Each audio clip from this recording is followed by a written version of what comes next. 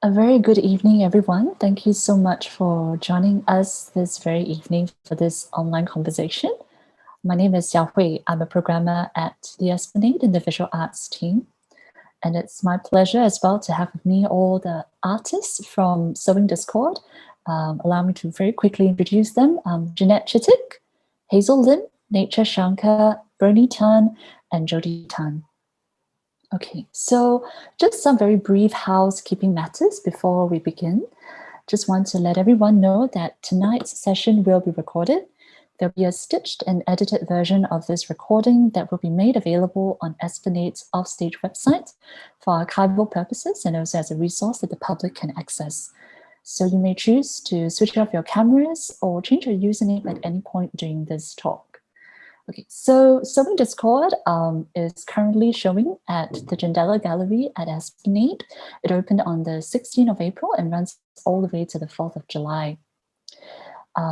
So just very briefly, the flow for this evening's talk, we're going to begin with an introduction to the exhibition.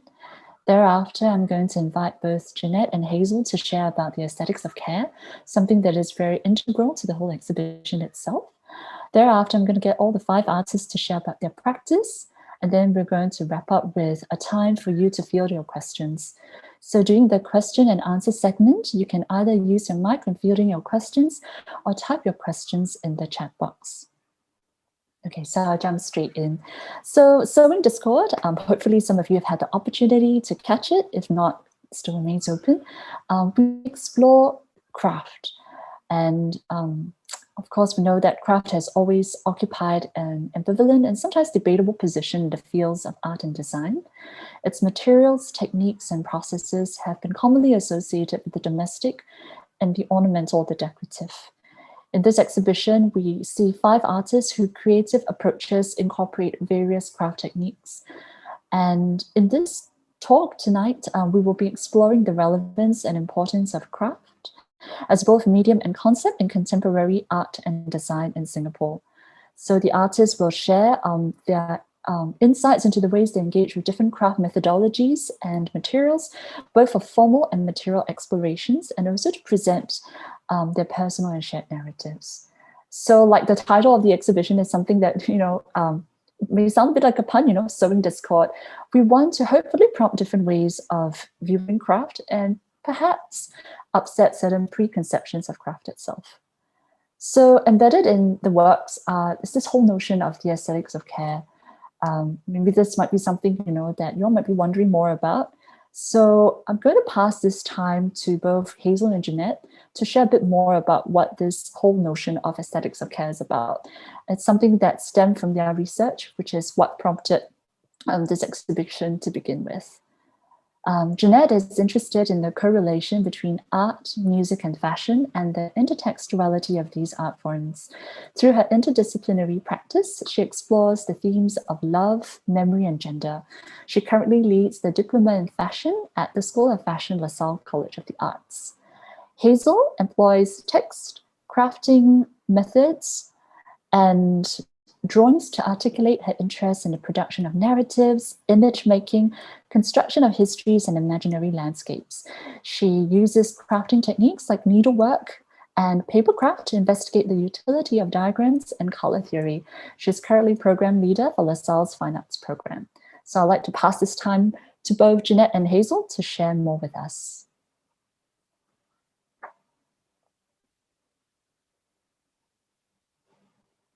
Hello, hi everyone. Thank you for coming. Hi, everyone. Let me share the slides for Jeanette. Hang on a second.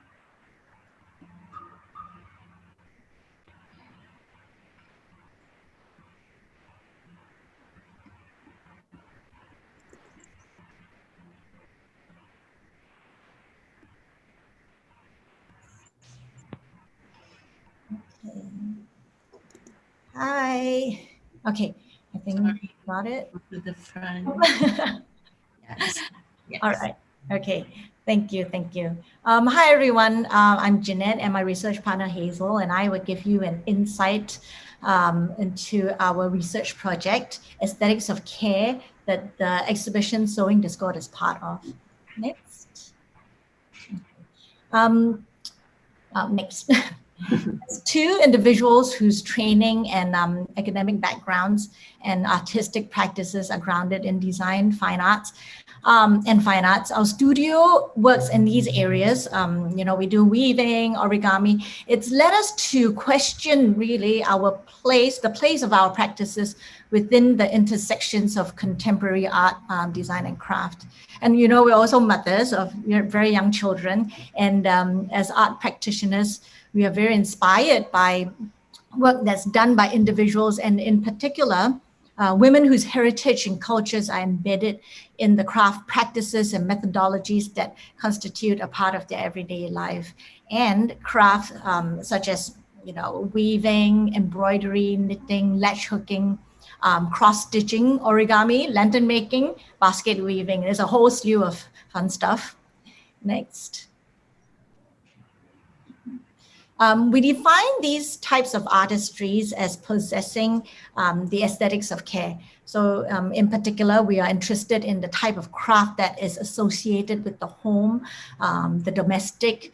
These artistries are usually made and performed by women, and it involves the intricate patterning or fashioning of materials to create objects and things that you can find and use around and within the house. They are steeped with intentions of care and protection for the people who use them and or adorn them in the house.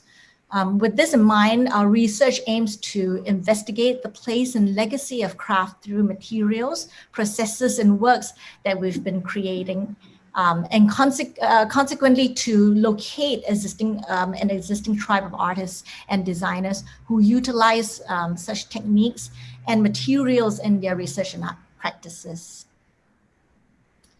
Our areas of research of interest are the following. The history of art and craft can be traced to the movements in America and Europe, such as art and craft movement, Bauhaus, punk, and also feminist movements. These are not necessarily just an artistic impetus, but also included in activist responses and reactions that are due to social, political, and cultural movements. The craft and the use of traditional craft materials, techniques, and processes that were otherwise not admitted or accepted as part of the artistic language is of significance here, where the once unseen, imperceptible, and unacknowledged are reframed and renegotiated to signify agency, power, and potency. So in this research, we are focusing on this lineage and legacy that craft has inherited, and to locate its place within the Singapore context. Increasingly, we are seeing artists and designers using craft techniques and processes to create works. So we're very keen to investigate how these craft techniques and craft in general continues to be a tool for discourse. That is beyond their initial perception of them being beautiful or decorative.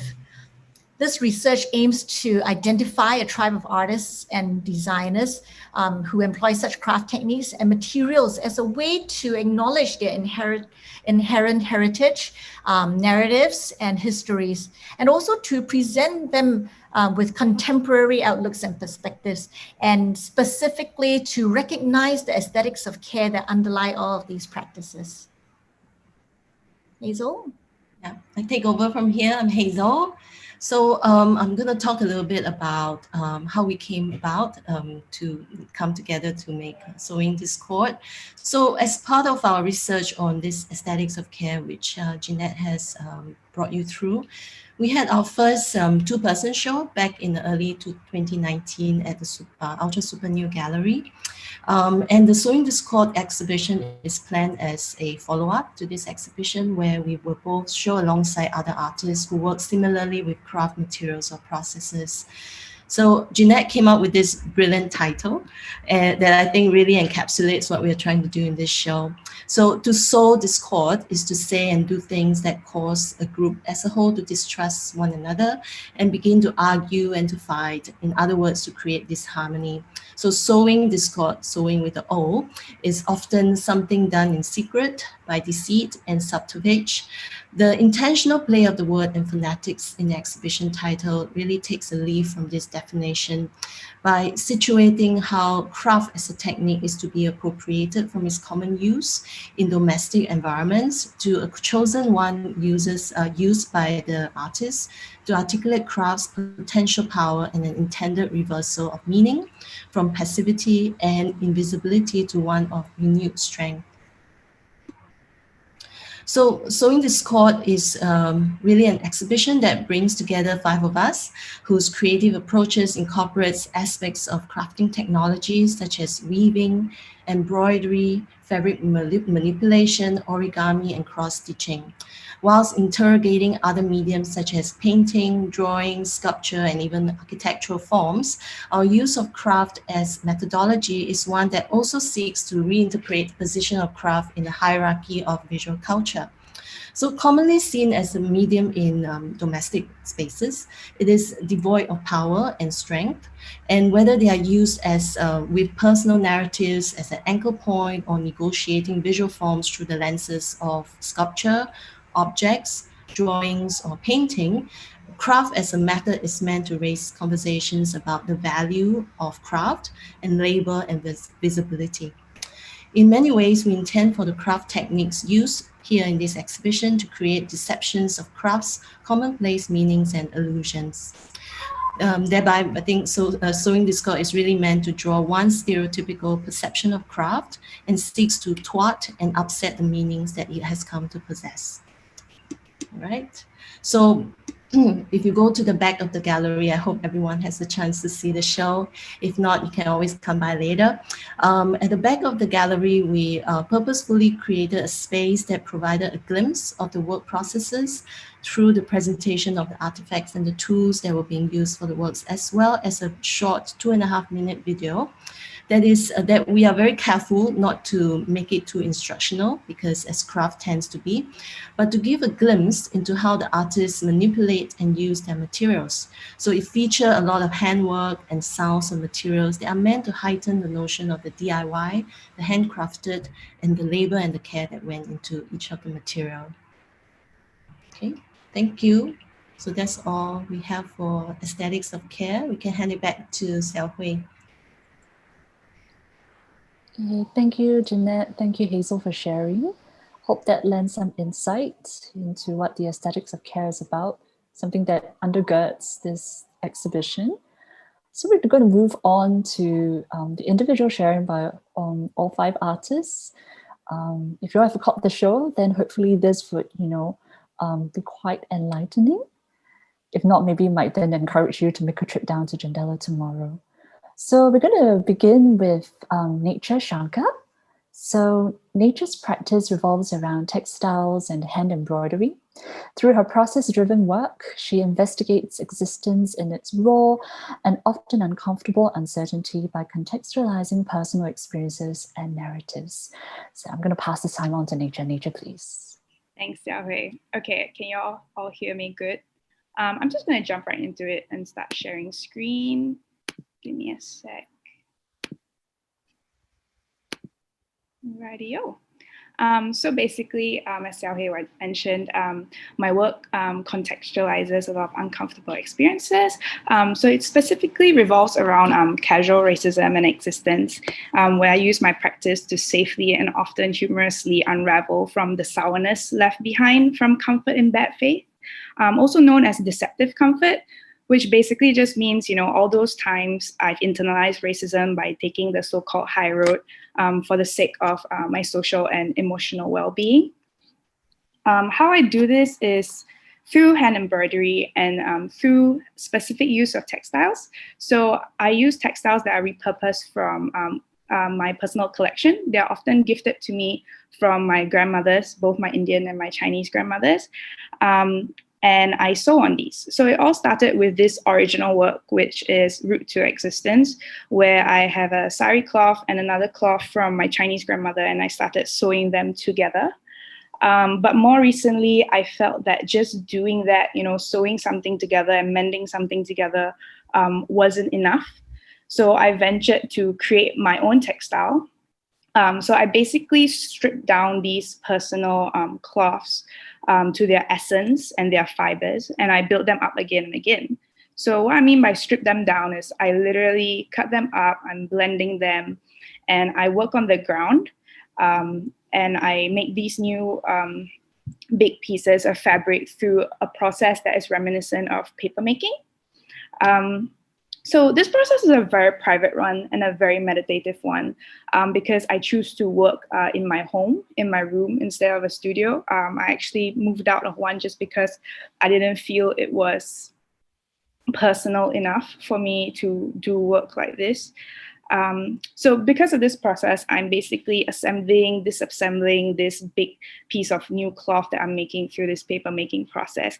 It kind of creates an atmosphere for me to finally be able to take the time to tackle certain racist experiences that I previously didn't have the capacity to sit with. So if you see on the top right, that's actually how the works began, the ones at Sewing Discord. It looks pretty small, but I actually expanded to cover the whole floor space of my room. And if you've been to the show, you'll notice that it looks very different. It's because with the assembling, reassembling, and finding new narratives in the work, like seeing different figures, they actually take up a lot of different forms. So the 4 works that you see at Sewing Discord have all actually looked different at one point in time earlier. So for this particular series of work, I was making, and then, that cringe moment came. The memory of this experience I never got over kind of floated to the front of my mind, like through the months of just assembling this new fabric. And I started to see it in the works. Basically, the story is, it was pre-COVID, when I was at a bar chatting to this grown Chinese man who's a teacher, and the inevitable question of what am I, i.e. What's my race, comes up. And I basically have to go through the whole explanation of my ancestry, being Chinese and Indian. And once he found out I was Indian, his first words were, "Oh, no wonder your tongue so sharp," followed by, "Do you talk like this?" And then he did that head movement. And on that day, I had a bit of strength to kind of tell him that, that was racist. But as with most casually racist experiences in a social setting, he called on his friends, the bartender, everything. And it becomes a whole thing where it's 5 against 1, and you just have to leave it at that.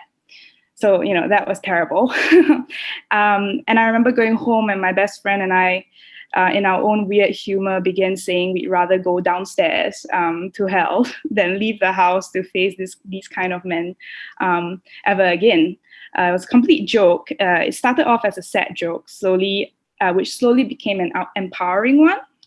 So this whole process of creating this series allowed me an emotional release and a chance to reclaim that narrative through a humorous lens. And as I was making, I started highlighting certain figures and certain shapes that kind of told a story based on that one joke that me and my friend said. So overall, to sum up, the physical labor needed really mirrors the emotional labor required to go through this whole journey of healing from a racist encounter. So when I look back at my works, like individually through my whole practice, I actually view them as documentative objects that stem from an intimate narrative. And these, objects eventually allow me to not only take up space, not only allow my narrative to take up space, but, to be okay with it as well. All through regaining personal agency on my own humor, my own terms, and most importantly, my own time. And that's basically what my practice is about. So I'll just run you guys through the 4 works, which is basically, I call this the high ground one, because based on the joke of going downstairs, it kind of starts with me not wanting to leave my home. And this is actually a view. When I was doing the big piece, I actually saw a corner of the work and I cut it out, and it became this. It was a view of the window. Each work has accompanying writing to it. Unfortunately, I can't find the writing I have now, but should you want to find out more, please feel free to reach out to me. So this is high ground, this is middle ground. It's basically my best friend sending me downstairs. This is an Uber ride with Hades, and us just chilling.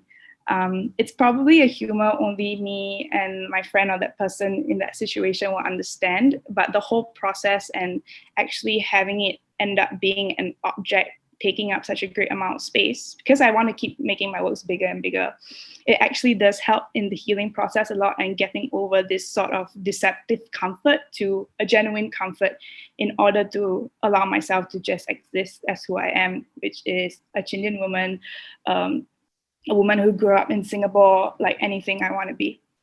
Yeah, that's about it. I think I'll be handing it back to Xiaohui, right? Oh, yes. Thank you. Thank you. Thank you, Nature. Okay. So next we're going to move to Bernie. Bernie's an artist, curator, and writer. Her interdisciplinary practice explores the tensions that arise when one applies systems to and unearths systems in intangible personal experiences, complicating that false binary between the rational and the emotional. Her strategies reflect a fundamental interest in language as it is read, written, and spoken by her. So, Bernie, at any point in time when you're ready. Okay, hi everyone. Let me just share my screen.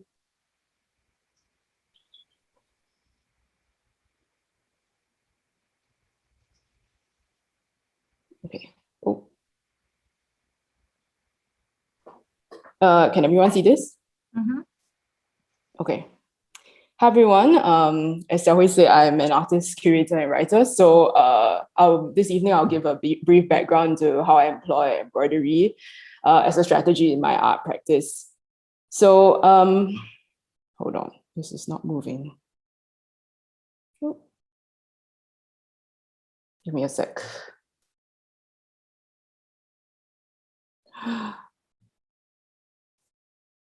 Okay. Much of my conceptual exploration of the medium is rooted in my personal understanding of embroidery as this repetitive and obsessive act, one that lies between the therapeutic and the torturous, and between the meditative and the tedious.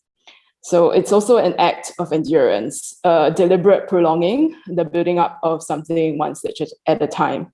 So what I'm showing here is Thought Lines, which is a series I did a couple of years back. So all these are actually only 4 inches, which is about 10 cm size hoops. This is the front and back of one of them. So to keep the focus on these aspects, my recent embroidery work uses the relatively basic materials and techniques to avoid what I view as unnecessary ornamentation. So I use the basic straight stitch to make a mark or line, and I favor threads that are able to create taut, clean lines, such as pearl cotton thread. As a base, I prefer to use unbleached calico, which is a widely available and affordable off-white cotton fabric.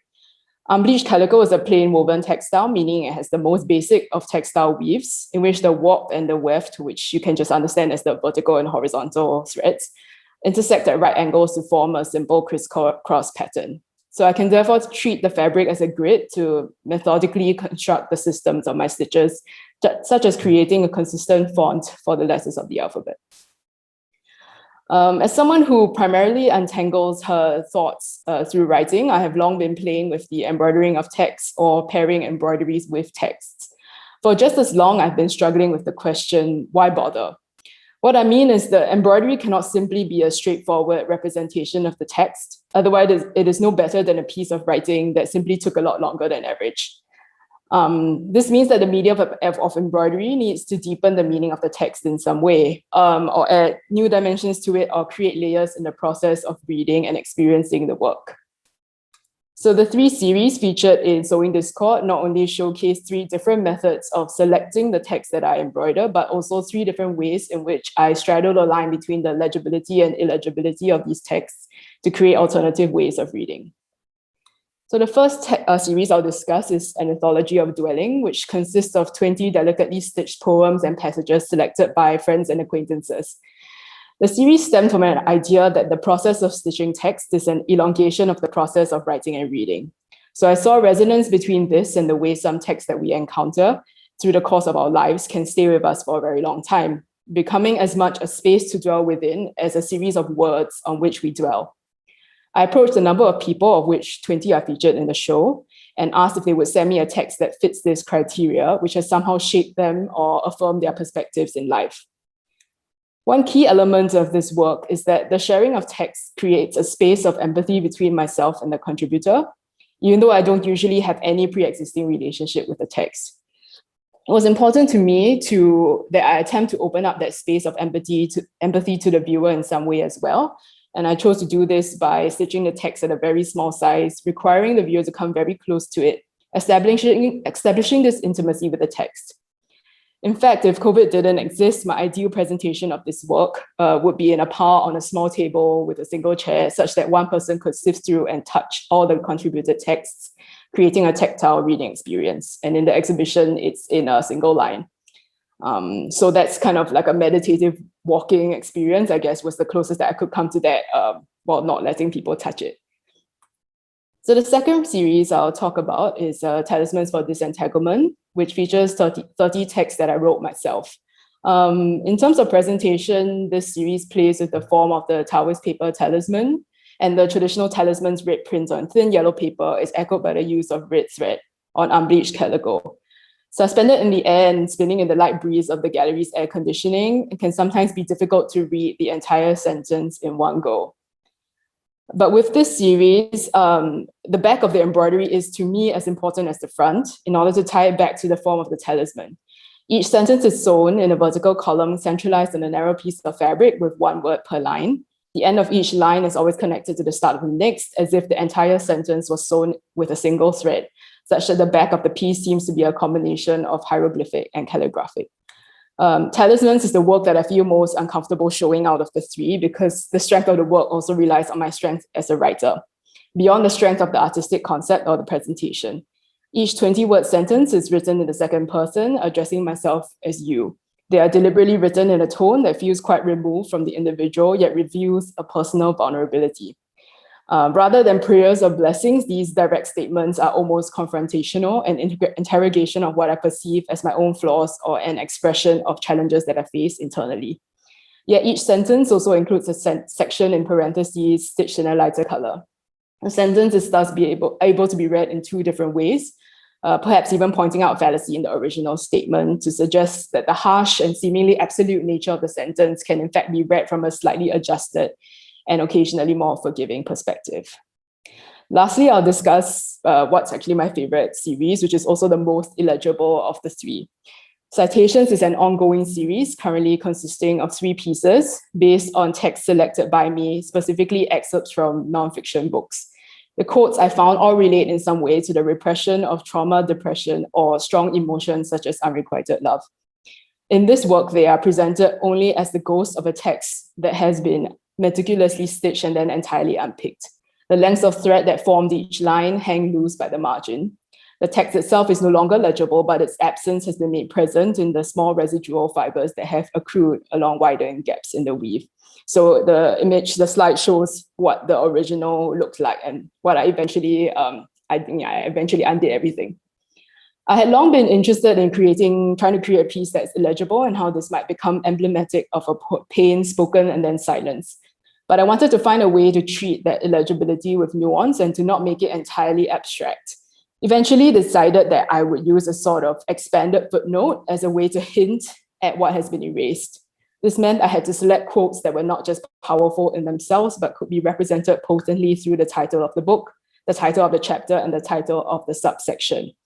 The academic citation thus crosses over from being purely rational and objective into describing the deeply emotional territory of a text that is no longer readable.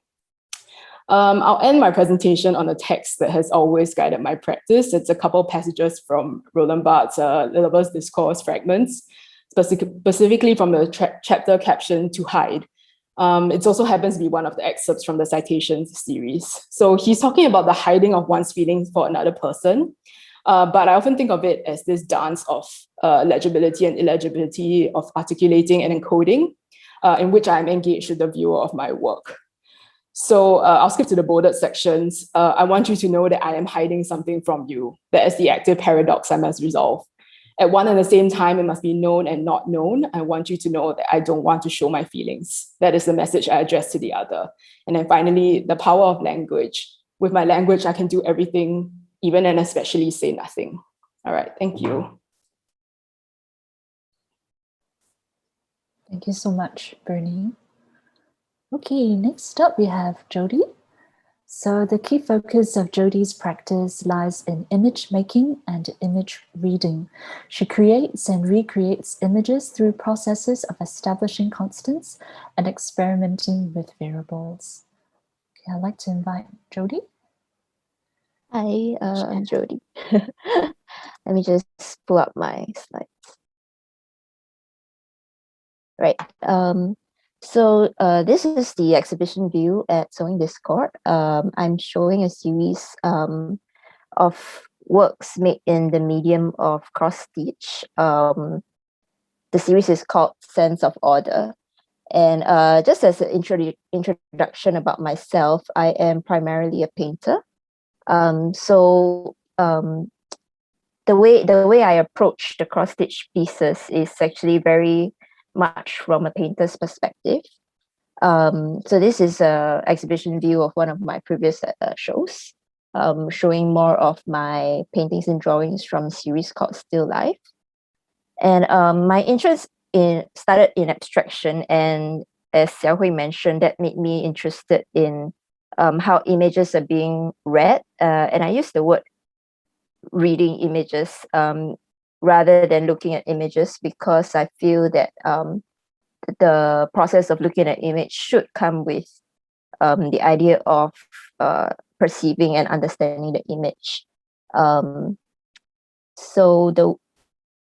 In my painting works and also in my cross stitch works, I use a lot of references of found images, and most of the pictures that I use are of groups of people, floral arrangements, still life.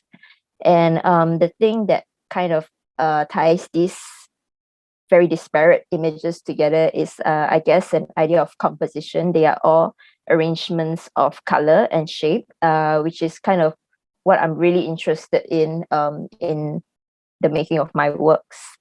And so here we have exhibition at ICAS last year, curated by Liu Heng. And on the left, we have two of my cross-stitch pieces, and then a painting and a drawing.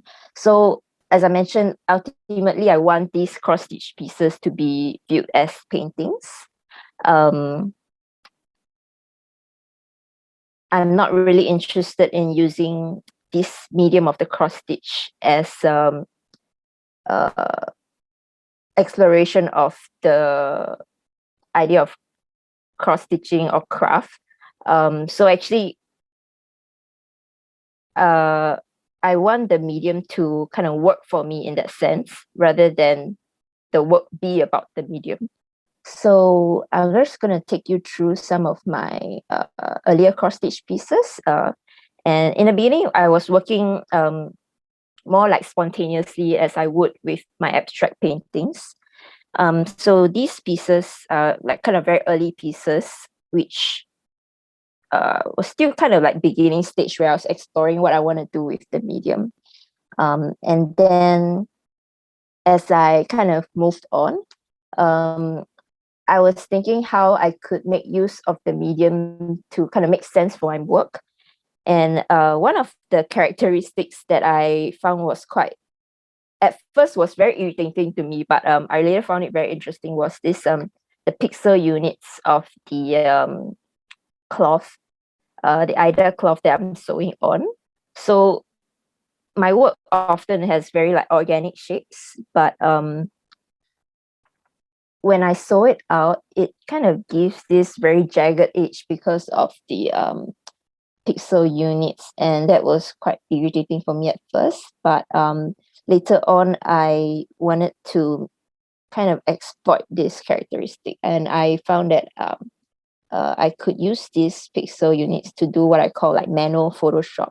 So I would repeat shapes, rotate them, mirror them to be symmetrical.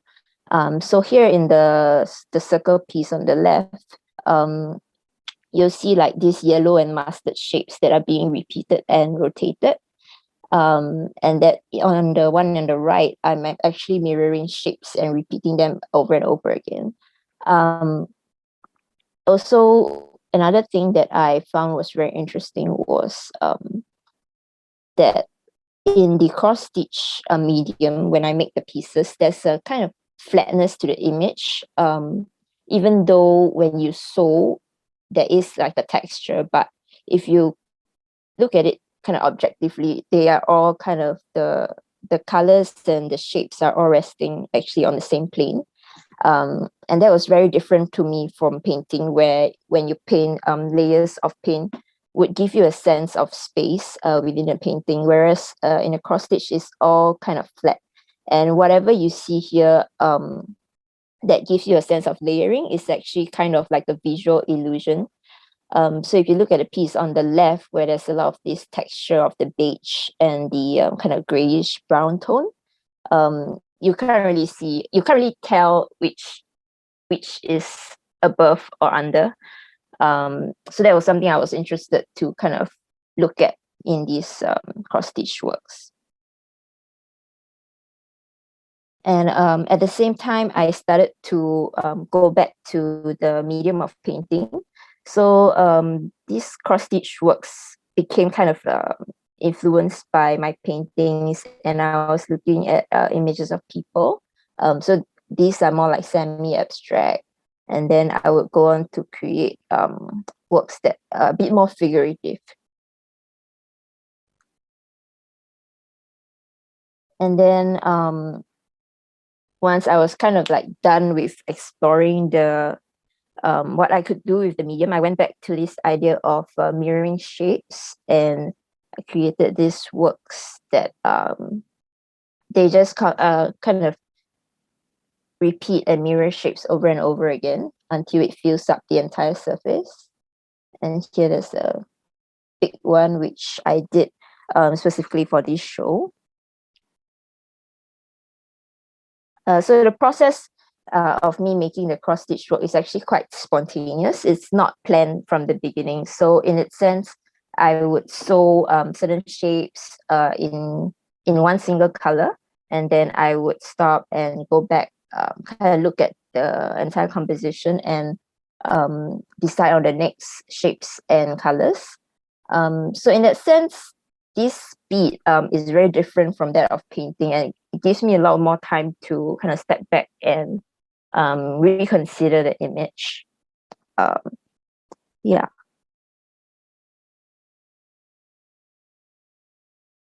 I think that's about it. If anybody have questions later. Okay, thank you so much, Jody. Okay, next I'm going to pass the time to Hazel. So Hazel, when you are ready, you can take us off. All right, let me share my screen. Okay, can you see my screen? Yes. Yes. All right. So thank you everyone for coming. So I would like to explain my works through these 3 words that I feel really sum up some of my ideas and approaches, and also choice of materials for this exhibition. So these words, colors, foldings, and diagrams are really the guiding principles and keywords that are really important aspects for this body of works. So for this exhibition, I created 2 bodies of works that are related to each other in terms of the color associations and also mirroring forms and the use of instructional patterns and drawings as the basis of the work. So the paper origami works, I'll talk about them first, are grounded really in the principles of painting and how painters prepare their color palettes. And whether you are a commercial painter with a deluxe paint chart that you see on the right, or artists who mixes paint and create a palette of colors to use as reference, this is really a familiar image. And to make and curate these color palettes in this grid system for easy organizational reference. So here I would like to jump back to a past work, which I think is very related to what I'm doing now, where I researched on color theory and color narratives to provide some premise on what I'm currently doing. So Color Indicted, this is my postgrad research, where I seek to reframe the narratives of colors. The title Color Indicted really alludes or alludes to the semiotics of colors, and how I've always felt that colors are misunderstood because the meanings that were kind of attached to them are often fixed and are very hard to undo. So what I did for this project really is to set out on this quest to dismantle the associations attached to colors by creating a very complex system that included a periodic table that you see on the left, and a color charts, a close-up here on the right picture, and with the text that is inserted into the origami books, all of which were designed and placed in such a way to upset the meaning-making process. So I use white purposefully as a kind of symbol for blank slate, where its non-color symbol or status opens up possibilities for new meanings to emerge. So within this notion of whiteness or blank slate and the omission of actual colors in the materials, I went on to create some of the early iterations of the folded origami sculptures. This is in 2012. And in these early works, I wanted to create planes of whiteness or for other colors to emerge through the light and shadow placed on it. For this exhibition, I decided to abandon the white and now allowing the colors to emerge and to create monochromatic swatches of colors, which is quite similar to the kind of color swatches that you see on color, the color palettes and the color charts. So I purposefully frame them within these boxes and parameters and carefully select also family relations of colors to create dialogues within the nuanced gradients of shades. And I really like how each of the colored paper, when arranged against different colored backgrounds, they change the intensity and also the saturation of the original colors, creating deceptions and illusions of colors, shadows, and light. The source of this work is also based on a simple square origami design from a very old craft book that I have. So I was very intrigued by this particular design for the fact that it is really very simple. So it's not at all very fanciful like the other origami designs, such as those that fold into cranes or boxes or flowers. So I've always been drawn to craft because I see my mother and my aunts making them all the time. So they will always find time to do some punch needle, cross stitch, crochet, origami, all the while still chit-chatting with one another at the sofa or on the floor. So I'm really amazed by how, when I see them work, some of these, small modular unit can be very versatile as well as portable and easily transform into larger entities if you repeat them sort of long enough. And that is exactly what I did for this work. The repeated pattern is in itself very rigid, actually, and very inflexible. This is just a square with pockets at the side. But when made in multiples, I find them extremely versatile and flexible and possesses the ability to mutate into different forms and create multiple visual possibilities. So this time by introducing an external form, which is the acrylic, it creates an additional layer of color relations with the paper. And I find the folds and the lines that are transformed, not just by the curves and undulations that I subjected them to, but also the play of shadows and light thrown off by the acrylic frames. So I completed the paper foldings quite early on last year in preparation for the exhibition, which was originally scheduled for October last year. But when it was postponed, we were all very relieved. So you can imagine we really needed extra time. By then I thought I could move on to a part 2 of my interest in craft or origami by not doing any more paper foldings, but to pay attention to the patterns, diagrams, and drawings that were either emerging from the paper foldings themselves, as well as the ones that you find in craft books and manuals. So in James Elkins' book called The Domain of Images, his main thrust for the book is that in the world of image making and art, diagrams and even blueprints, they do not necessarily have a place in it. They are seen as other images and often overlooked as either instructions, guides, or information to tell us, for example, in the case of maps, how to get from one place to the other, or in the case of craft diagrams, how to make, for example, a crochet sweater. So I started paying more attention to these diagrams that confront me whenever I try to make a craft object. I find them utterly beautiful and worthy to be seen as drawings in their own right. And so I started to look for some common marks that were being used in craft patterns and instructions, and it turned out to be symbols that are simple in themselves as well. And when put together to create, they kind of create a cryptic sort of drawing that point towards a realizable object or possibility. The patterns that mostly turn up, I feel, all the little symbols that were being used to denote all the stitches and all the steps, right, are usually the dash or the slash, the circle or a square, all right, which is why I guess I wanted to put my sort of newfound craft skill, which is punch needling, to good use, and in the fashion of this repetition to create these flat planes of gradient colors, all of which sort of celebrate this dash, the slash and the circle, as well as the square. Okay, thank you very much. Thank you so much, Hazel, for sharing with us. So we're starting to see questions come in.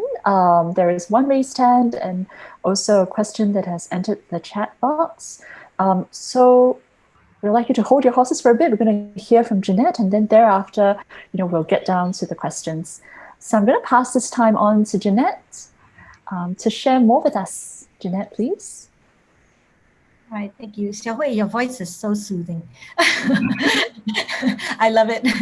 Okay, I'm going to share my screen. Okay, so this is me. Thanks everyone for coming. I've come from a really far end of the spectrum from everybody else. So I'm just going to talk a little bit about my history and where I've come from. When I look at my first foray into the arts, I'm able to connect the thread that has links from my first artistic self to my current artistic self. And that is, which is making the invisible visible. All right, that's me. I formed my first all-girl band in the early 90s, and we were the first, so we were very proud. But we were punk rockers and we didn't know how to play our instruments, but that didn't really matter because you're punk, right?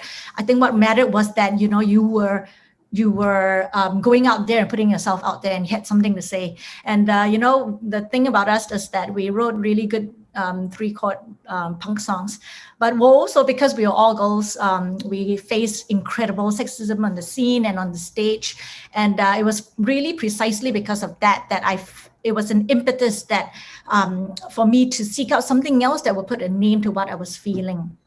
And it was then that I discovered the Riot Girl movement of Olympia, Washington, USA. These girls had started a movement because they also felt very sidelined, trivialized, and devalued in an underground scene that purports to champion the different and was supposed to be egalitarian. So besides making punk music, my teenage self felt also that it was imperative that I created my own narrative, because there was very little to no representations of girls in the punk scene and the underground hardcore scene. So these voices that were present were very overwhelmingly from the hegemonic hierarchy of male-dominated music scene. Right. So the DIY ethos of the punk community was totally anti-consumerist, and I was very enthralled by that. And could not find any publications that spoke to me locally about my experiences. So I made stuff to sell. I made my own zine. It was called Cherry Bomb Press. I printed my own silkscreen tees, organized all-girl gigs, started a local Riot Girl chapter. This was only because I wanted to have material that could resonate with my views, my lived experiences, and also to encourage this discourse with the girls that came after me. Right. And I knew nothing, of course, about doing any of this, but that's the spirit of the punk community, to just go out there and do it. This here that you're looking at is the cut up and paste aesthetic of the Riot Girl scene. It clearly looks like the bastard child of the 70s and 80s punk zine and a teenage girl with third wave feminism point of view. These were my visual references as I explored image making whilst making my own zine. And for the first time, when I published my own zine, I felt I had a voice and it was in a very impactful way to communicate. And there's something that's very visceral about this kind of visual communication that really aligns itself with Riot Grrrl and punk rock energy. I found that textures also figure a lot into my work in different ways. So in my graphic design work as well, I would make flexibilities of textures by using real textures, you know. I mean, even in computer-aided graphic design and typographic work, I was more drawn to a tactile approach, creating energetic punk expression, cutting out and interweaving headlines and layering with photocopy machine, and then getting that dirt and the grime from the old school photocopy machine that I really loved. Not much of my work from my earlier punk days exists because this is way in the 90s, so it's like all gone and lost. But you know, here are some explorations influenced by my roots in punk rock and Riot Grrrl. So that's a zine that I created with my friend. All right, so you know, anyway, in between my punk rock life, and from when I started hanging my works in gallery walls, I had started using domestic craft techniques and as an artistic expression. I began with tapestry weaving. And around the time when Hazel and I began our conversations, I delved deeper into fiber art. And I began to teach myself how to make yarn. This is a complete opposite of who I was in my artistic approach, okay? But you know, here you will see that is my DIY ethos that is pervasive in many aspects of my techniques. So anyways, I was very fascinated with this material that was found very freely at, because Hazel and I work at LaSalle and we have a second campus at Winstead, which is near Newton Food Center. And there are two very tall kapok trees on the campus grounds, and one of them faces the studio in which I work, and it's so beautiful. And you will find the kapok, the flowers or cotton that floats down onto the ground, and you know, because the tree as it blooms, the wind carries it, and the kapok fluff has seeds inside, and it's so beautiful. It's almost like it's snowing when you catch it at the right time. And I found that it was very meaningful to engage with a fiber that wasn't an industrialized material here in Singapore. And also, you know, in Asia, traditionally, we use that to stuff our pillows, and it has great antibacterial properties. And if you had a pillow that was your childhood pillow that was very smelly, it was probably stuffed with that, if you're old enough to remember. So yeah, you know, it was this fiber that, you know, was very common in our household, and is generally, I find that it's very important also to be able to localize and geographically place the material which I'm working with. So it's almost like dropping location pins on Google Map, especially so for the research that Hazel and I are working on. Okay, so the first exhibition that Hazel and I worked on for Aesthetics of Care was at Ultra Super New Gallery called Planes and Envelopes. With my background in design, my design interests naturally figure into my work. So the resurgence of the 80s Memphis design movement in recent years has seen the evolution of its aesthetics reach really new heights, and especially so with interior architecture objects. And at the same time, I began to ponder how craft has been disavowed by the system of high arts. You know, it's questioned for its use value and function, and seemingly lack of poetic and thought process of the intellectual. It was all this that spurred my first object-based exploration, which you see on the right. The assemblages comprise of wood, craft, and acrylic in single harmonious pieces that also pay tribute to design principles that movements of Bauhaus art and craft and the styles have contributed to. So these were the outcomes. And in my solo at the Lo'ai Arts Club, it was a further exploration onto the themes, and the materials are continued here as well.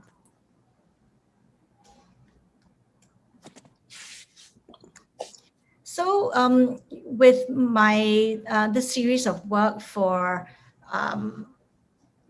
sewing discord, I thought about the notion of work having been long seen as something that is remunerated for, paid for. But women are still devoting many hours a day to unpaid labor, arriving home from their day jobs into the second shifts at home. So with this series, I continued my yarn spinning process, but ventured into another domestic craft technique, which is latch hooking. This process for this piece began at circuit breaker phase 1, and we all had to work at home, and it was really amplified. This theme was really amplified, especially the first and second shift, because it was all blended into this single imposed space and time defined by the circuit breaker phase 1. And this piece explores the idea of the room divider, or the shoji screen. And the screen is traditionally used to divide a living space into that which is private and unseen, and common seen. So I use this notion of the screen to be an abstraction of the unseen physical and emotional labor of women. So these textures and colors are very clear expressions of how I felt in the phase as well. I was really dying to get out of the house because I DJ too, and I really felt like I needed to dance. So the colors and the explosion of textures is really that. And with the evolution of my work, you've seen the application of the design principles still figure dominantly in the composition process, as do the materials of yarn, acrylic, and wood. Okay, thank you very much. Thank you so much, Jeanette. Thank you, all of you, for sharing. Okay, so now we have some time for questions. There are some that have come through. I think we are probably going to take another 10 minutes or so. So if you all can join us, please feel free to. If you have got any questions that you want to ask over the mic, you can just raise your hands. If you're comfortable, you can switch on your cameras. We are just going to jump straight in. But before we do that, because we don't really have too much time, so if you can keep your questions as concise as possible, that will allow us to, respond to as many questions as possible. Okay, so first up is Ziwei. Do you want to ask your question?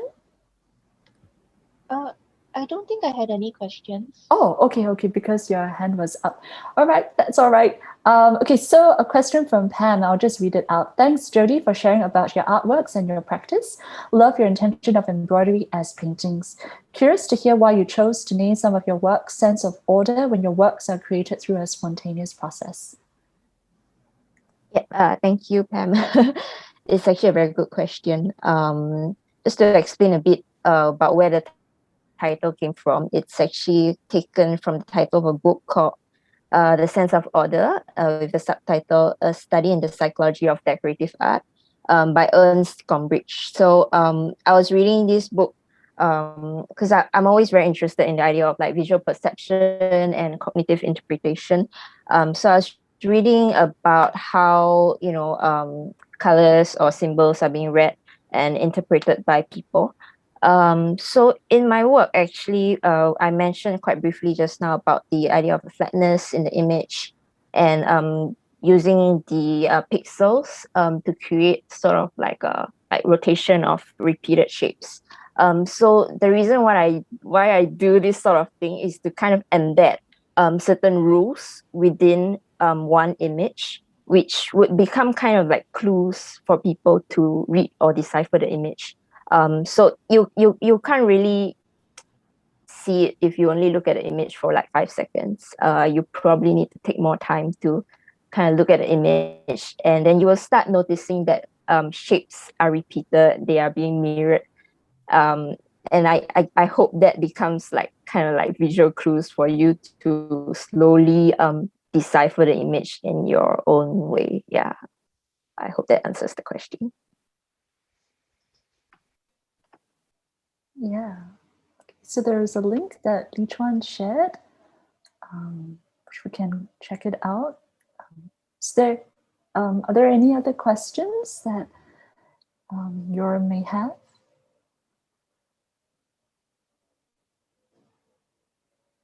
Okay, maybe a question from me. Okay, while we wait for the questions to come in.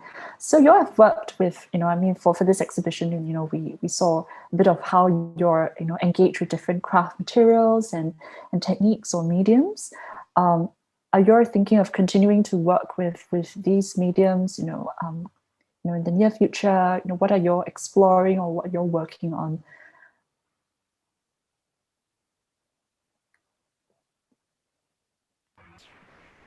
Is this a question for all of us? Yeah, for anyone, for all of you. I'm very excited because I bought a tufting gun. So I bought it online after seeing a video on Instagram. So it's very much like latch hooking, but it's a huge gun thing. So yeah, I'm planning to combine my latch hooking with this tufting gun technique, and also I bought a spinning wheel, a proper one. Previously, I was spinning with a spindle, but now I have, it's on the way from the US. I have a real spinning wheel, so that's very exciting for me. But yeah.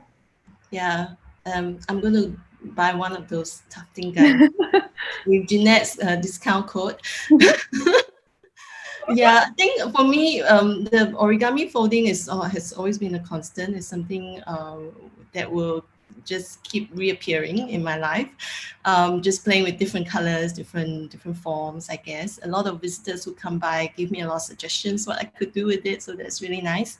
But I think the punch needlework is something I really want to work on. It's still quite experimental at this point. And I would like to, work with on a bigger scale, for example, in different threads as well. Yeah, same. I think I'm gonna continue with this, method of creating a new fabric. I think my practice has revolved around embroidery quite a lot, but this new way of kind of stripping them down to their fibers and creating a new fabric. This is, I think, only the second project I've done something like that, and it's looking like it's gonna be a constant. And yes, definitely bigger, going bigger. That's what I want to do, if my room can take it.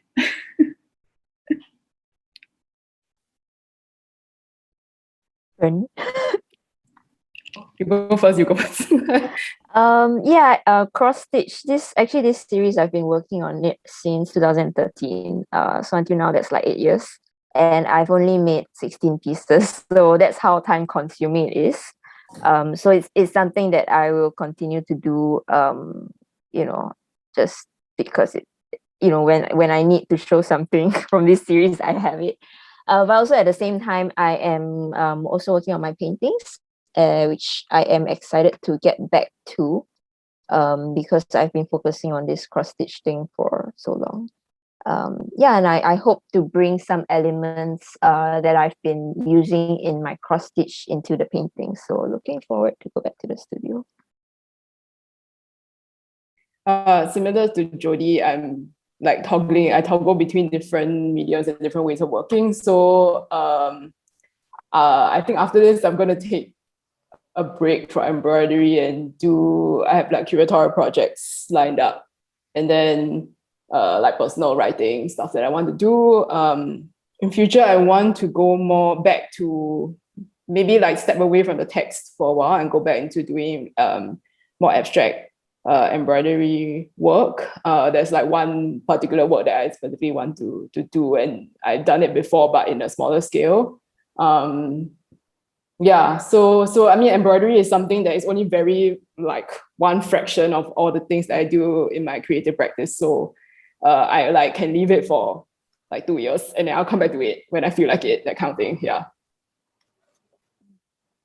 Okay, so more questions have come in. So just to summarize, a question from John. I think he's noted the commonalities that what you'll do in relation to painting and drawing. So how do you see craft works in relation with mediums such as painting? That craft may seem like a proxy. Do you think it's beneficial to draw those links with the rich history of more traditional mediums? Does anyone want to respond to that?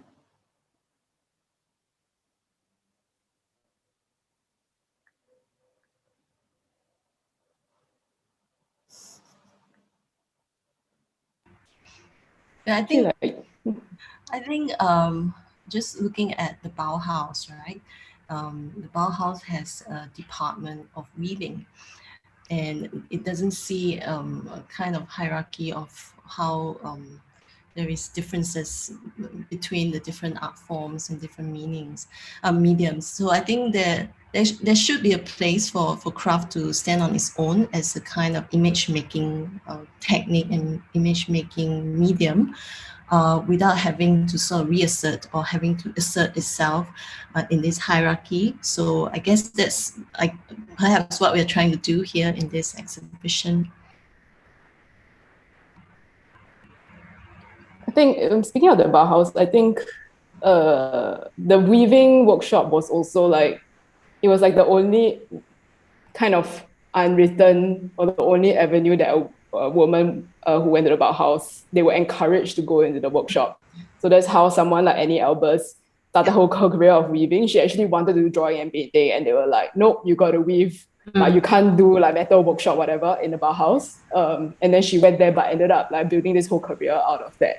So I think, I mean, there's a space for craft to really be like on its own. And for me, I don't look at craft personally as like image making or as a proxy to like drawing or painting, but I draw more from like conceptual art works, and like works that kind of rely a lot on systems and repetition and geometry that informs my work a lot. So I think there has to be this kind of like melding between all these different mediums that's natural, rather and not to necessarily frame it as, oh, it needs this thing as a pillar to justify this thing, but rather that everything is kind of in concert and like interweaving, you know, pardon the pun, yeah.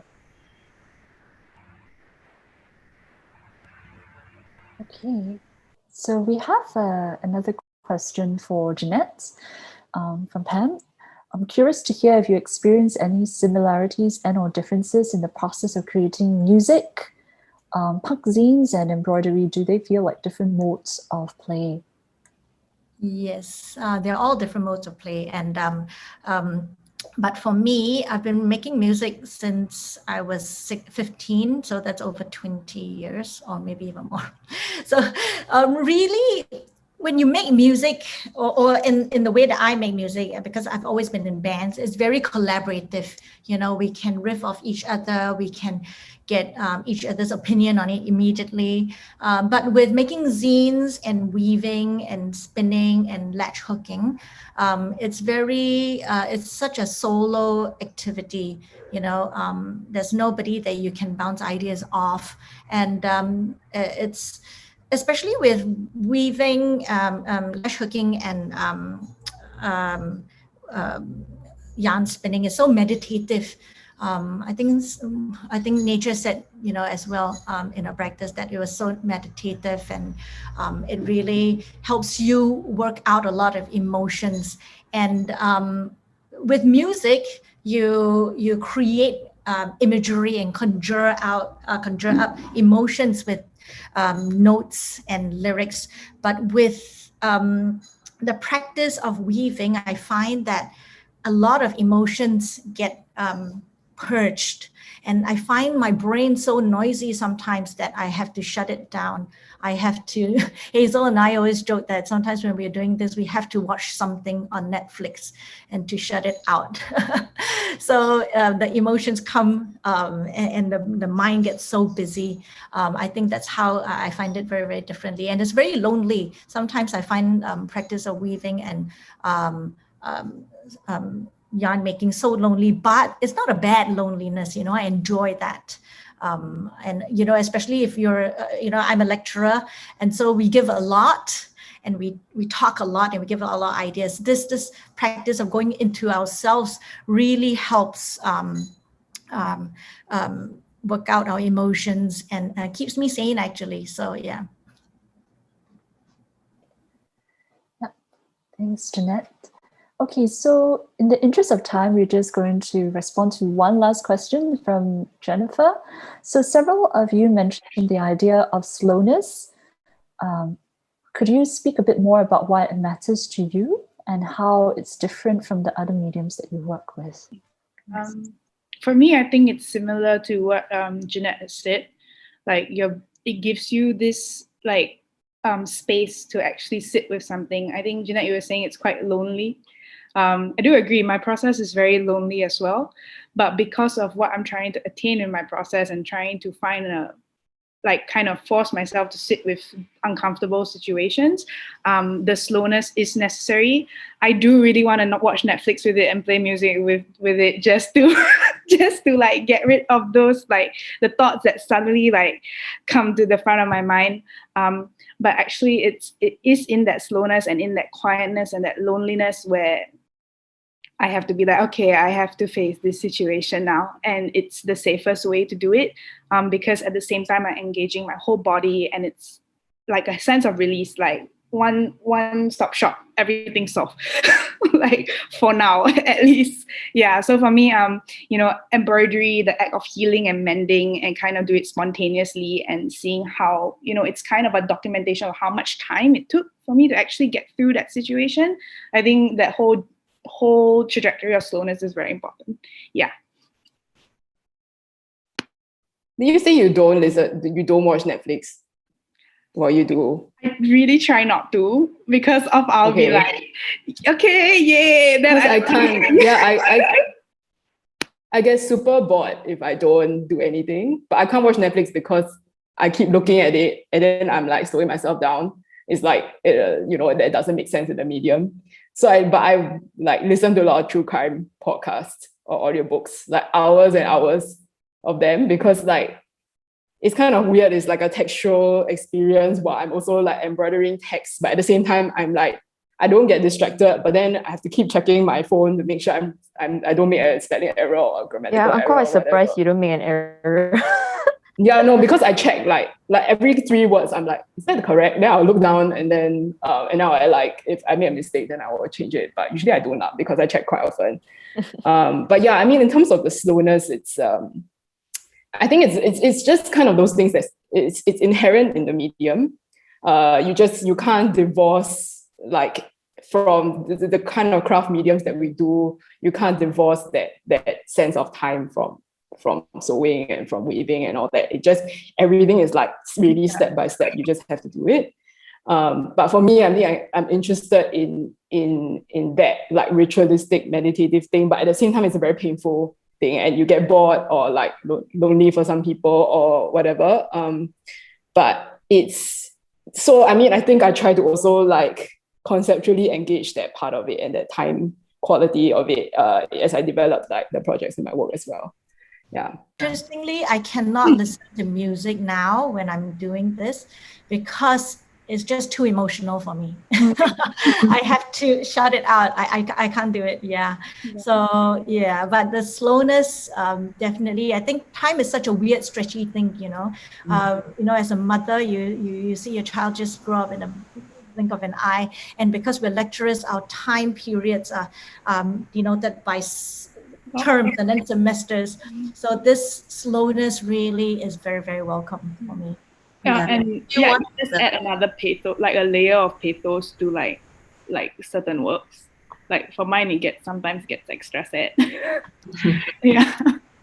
One of the things that we spoke about as we were preparing for the show is that whether you would get assistant, and none of us wanted to. So that really kind of speak quite a bit about our process, that it is very individual, it is meditative to a certain extent, it is something that we want to wrap ourselves in and not kind of share with others. So I think it's still coming back to this idea of the care. I think the care, not just do the materials, but also care for ourselves, so that the time is wholly sort of carved out for our own self. Yeah, I've been asked why I don't get assistants to help me with my work, especially when it takes so much time. So the small pieces take like 2 to 3 months, and the big one took me like 14 months. But for me, the process really, I cannot get an assistant to do it, because not just about like being emotional and all that, but just being very practically, like, because I sew and then I stop and then look at it and then like think about the next shape. So in that sense, the spontaneity doesn't allow for the use of assistance. And just as a comparison to other medium, for my paintings and drawings, I work super fast at the moment. Usually I take 1 or 2 sessions only. So that's like 1 or 2 days. Compared to 14 months, that is like a drastic difference. So in a sense, it's quite interesting for me also to see how I work in with different amounts of time. So for the paintings, I work very much like how I would be doing a live drawing, which is usually timed, and you have to complete it in a certain amount of time. So the kind of attention and process, the kind of attention you give to the work when you're making it kind of affects the process and the outcome also. Yeah. Yeah, thank you so much for sharing. Okay, we have time for just one last question from Austin. Yeah, so I think I'll pass this time to Hazel and or Jeanette to share. Still asked if we would consider including male artists in the show if we have the relevant context, because there are only women included in the show. It does lend the show a certain slant. It speaks of not just elevating craft, but also celebrating the work that women does traditionally. So I think at a certain point when we were deciding, Jeanette and I, who to invite, we did think about it, but we also didn't want it to be a kind of token male, which always happened to token females or token minority. I think, there was one male artist we were thinking about, but he is pretty celebrated already. and I thought that, this show is really about kind of giving space to artists whose work is not normally seen in that way. So I think we wanted to give space to other artists who normally would not have shown some of these works. And I'm very glad that we did that. And someone who just visited said that it's the year of the women, right? This year for Singapore. So I'm glad that it's all women. And I think there are enough all male shows around in history. So I think we should celebrate that as well. Yeah. All right. That's all the time that we have. We have overrun a bit, but we hope that you've really enjoyed this conversation. Thank you to everyone for your very kind and generous words, and also for really taking time to be with us this evening. The exhibition still runs all the way to 4th of July, and I'm sure any one of us would be happy to take you through a tour of the exhibition as well. We certainly hope to see you there. So on this note, I'm going to say a really big heartfelt thank you on behalf of everyone here of Hazel, Jeanette, Bernie, Nature, and Jody. And we wish that you'll have a fantastic weekend ahead. All right. If any of the artists are keen on sharing links as well to your websites or your profiles or any resources as well, please feel free to kind of type them in the chat box, and for everyone here, do check the websites out. But I think really nothing beats just kind of meeting us face to face, and I'm sure that they'll all be happy to meet you too. Okay, so that's a wrap for today. Thank you so much once again, and we are signing off.